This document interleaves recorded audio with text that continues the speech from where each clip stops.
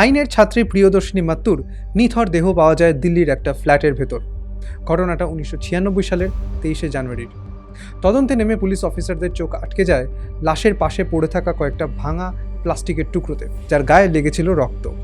পরীক্ষা করে বোঝা যায় যে প্লাস্টিকের টুকরোগুলো ছিল একটা হেলমেটের সামনের কাঁচ বা ভাইজারের অংশ।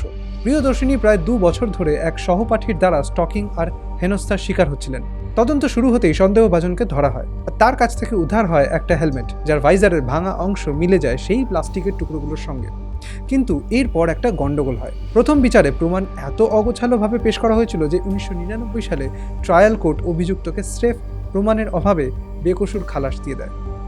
প্রিয়দর্শিনীর বাবা বছরের পর বছর টিভির পর্দায় ন্যায় বিচার চেয়ে কেঁদেছিল, কিন্তু কেসটা কার্যত ধামাচাপা পড়েই গিয়েছিল। মোড় ঘোরে 2006 সালে। দিল্লি হাইকোর্ট নতুন করে গোটা প্রমাণ ঘেঁটে দেখেন, আর এবার ফরেনসিক দল আসল ম্যাজিকটা করে দেখায়। 10 বছর ধরে এভিডেন্স রুমে পড়ে থাকা ঘটনাস্থলের ওই ভাঙা ভাইজারের টুকরোগুলো অভিযুক্তের হেলমেটের ভাঙা অংশের সঙ্গে মিলিয়ে দেখা হয়। ঠিক যেমন জিগস পাজল মেলানো হয় সেই রকম। ফরেনসিকের ভাষায় একে বলে ফিজিক্যাল ফ্র্যাকচার ম্যাচ। প্লাস্টিকের প্রতিটা ভাঙা কিনারা, প্রতিটা চিড় একেবারে নিখুঁতভাবে খাপে খাপে বসে যায়। প্রমাণ হয়ে যায় ঘটনাস্থলের টুকরোগুলো আর অভিযুক্তের হেলমেট, এই দুটো জিনিস ঠিক একই মুহূর্তে ভেঙেছে।